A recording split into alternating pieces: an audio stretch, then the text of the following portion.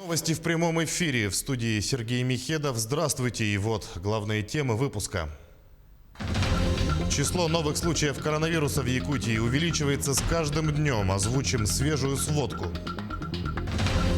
Мировой опыт планируют применять и в России. Обсуждается создание алиментного фонда. Жильцы деревянного дома в Мирном боятся встречать предстоящую зиму. Расскажем, в каких условиях живут люди.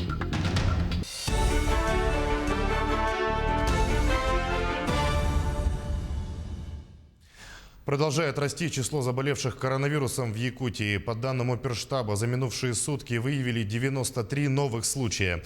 Из них в Якутске 56, в Нюрбинском районе 11 заболевших, в Амгинском, Мегино-Кангаласском, Мирнинском районах по 5, в Алданском районе 4, в Жиганском, Намском, Татинском районах по 2, в Алаиховском районе 1 случай.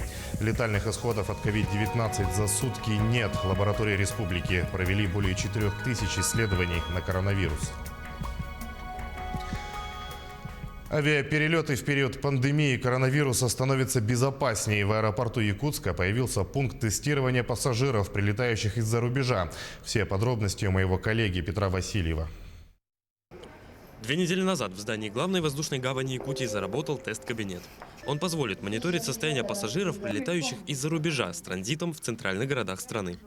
Ежедневно через аэропорт Якутска в среднем проходит от 1000 до 3000 пассажиров по 30 направлениям. Из них по центральным направлениям Москва, Владивосток, Санкт-Петербург проходит от 700 пассажиров. Обновленные меры безопасности позволят оперативно выявлять пассажиров с симптомами коронавирусной инфекции и ОРВИ. Наблюдение за ними начинается с момента схода с борта самолета.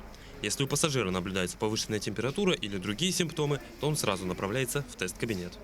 Если выявлены признаки коронавирусной инфекции, высокая температура, пассажир сразу в медпункте изолируется в специальный изолятор, и по клиническим проявлениям уже дальше решается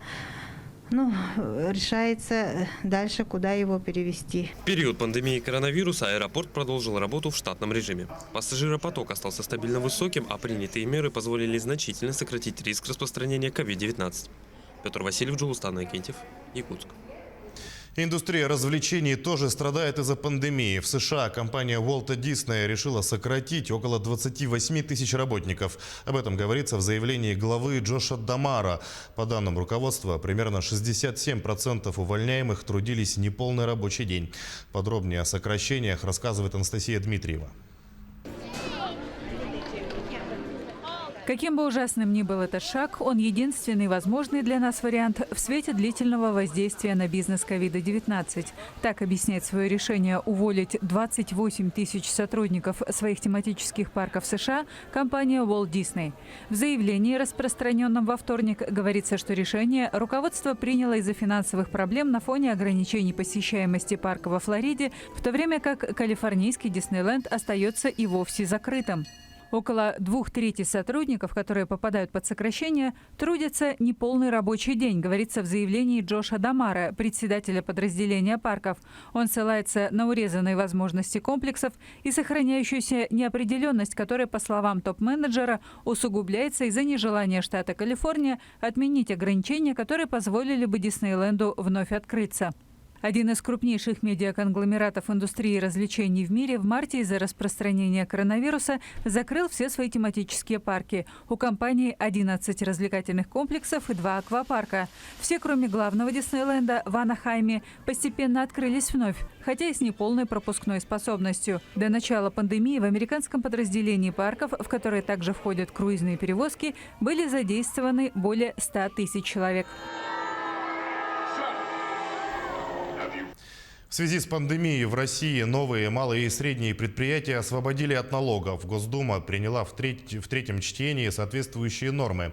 В документе указано, что освобождение от уплаты налогов и сборов в связи с пандемией предоставляется организациям в наиболее пострадавших отраслях экономики. Виды деятельности, освобожденные от налогов, включены в единый реестр субъектов малого и среднего бизнеса. В Ростуризме объявили дату старта второго этапа программы кэшбэка. Программа возврата 20% стоимости туров по России стартует 15 октября. Напомню, российский премьер Михаил Мишустин утвердил правила возмещения туристам реального ущерба. Как и прежде, воспользоваться можно будет как готовыми пакетными турами, так и отдельно приобрести проживание, пояснили в Ростуризме. Поездку по купленному на условиях программы турпродукту можно будет осуществить до 10 января следующего года в любой регион России.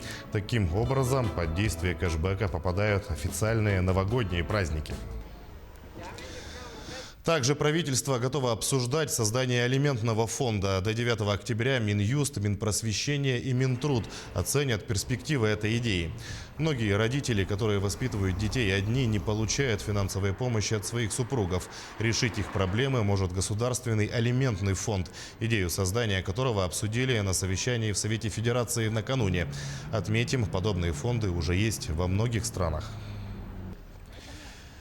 Тем временем жильцы деревянного дома в Мирном боятся встречать предстоящую зиму. Уже несколько лет в холодное время года их сопровождают промерзшие полы, а сквозь щели в стенах гуляет ветер. Заявления и жалобы в управляющую компанию не работают. Телевидение стало последней инстанцией.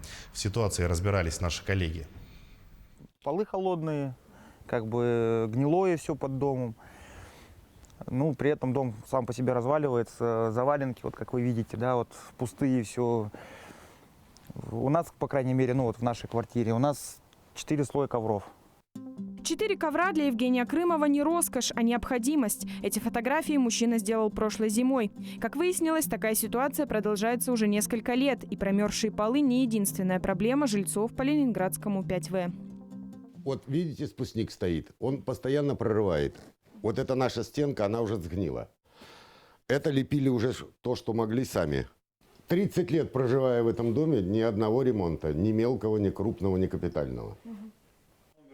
Очередь на капитальный ремонт данного дома подойдет только в 2036 году.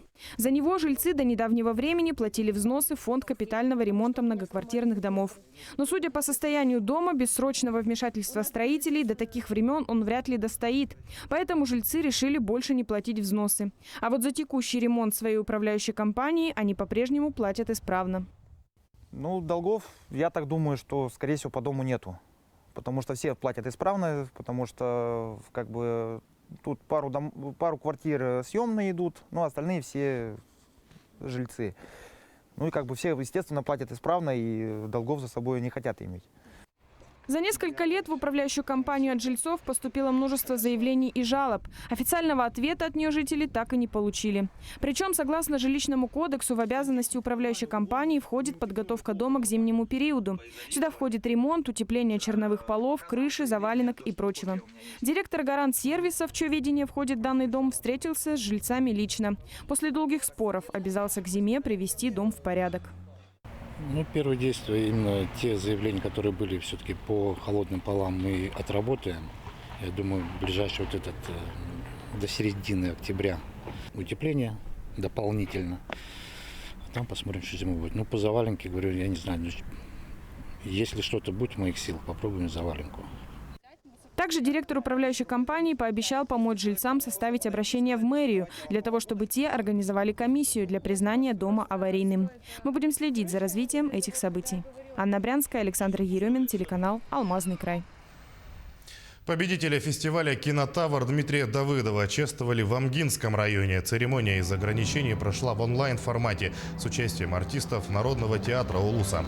Они были задействованы в съемках триумфальной картины «Пугало». К слову, съемки фильма проходили в самой Амге и в селе Абага. Во время онлайн-трансляции участники могли задать вопрос актерам и режиссеру. От имени администрации Улуса Дмитрия Давыдова поздравил глава района Николай Архипов и вручил сертификат на приобретение автомобиля. Кроме того, режиссеру присвоен знак «Почетный гражданин Амгинского Улуса». Очень рад, очень благодарен своим землякам, администрации района, Наслега, школе, всем, кто сегодня пришел, сказал теплые слова. Я очень рад, очень благодарен своим актерам, своей группе, кто принимал участие, кто вообще оказывал какое-то участие в нашем фильме. Ну, то есть сейчас ощущение, конечно, такая очень большая радость. Доска Джалинго, технологии виртуальной реальности и тщательный анализ современных тенденций. Все это теперь применяют в новом центре опережающей профподготовки. Открытие проекта состоялось в Якутске и было приурочено к 80-летию профессионального образования республики. Саргалана Неустроева узнала, чему обучают в новом центре. Отныне никаких скучных лекций. Кабинеты новенького центра оснащены по последнему писку IT-технологий. Здесь буквально можно очутиться внутри своих проектов. Поможет в этом технология виртуальной реальности. Про классические школьные доски тоже можно забыть. На смену им пришла усовершенствованная технология дистанционного образования. Наш центр будет заниматься 3 направлениями. Первое – это анализ рынка труда. Второе – это профориентация. И третье – это обучение по коротким программам. Уровень оснащенности центра не только восхищает, но и во многом может пугать. В особенности старшее поколение, которое все еще с опаской относится к прелестям технологического прогресса. Однако двери в центр открыты каждому. Мы действительно достаточно долгое время работаем. И выходя на пенсию, многие люди тоже начинают искать себя. Поэтому профессиональное самоопределение – это вопрос такой сейчас очень актуальный. Теперь Якутия гарантированно занимает одну из лидирующих позиций в сфере профессионального образования на Дальнем Востоке. Во многом этому способствовала реализация федерального проекта «Молодые профессионалы» национального проекта образования. Я думаю, что итогом реализации этого проекта станет эффективность нашей экономики, потому что успешные дети, успешные специалисты внесут свой огромный вклад в развитие нашей экономики. Действительно, работа Центра опережающей профессиональной подготовки уже доказала, что подготовленные ими специалисты становятся по-настоящему конкурентоспособными кадрами. Это доказывают и их достижения на чемпионате WorldSkills и востребованность в сфере IT-технологий, передовой отрасли страны в настоящее время. Саргалана Неустроева, Джилустан Иннокентьев, Якутск. Наши корреспонденты продолжают следить за развитием событий. Оставайтесь с нами.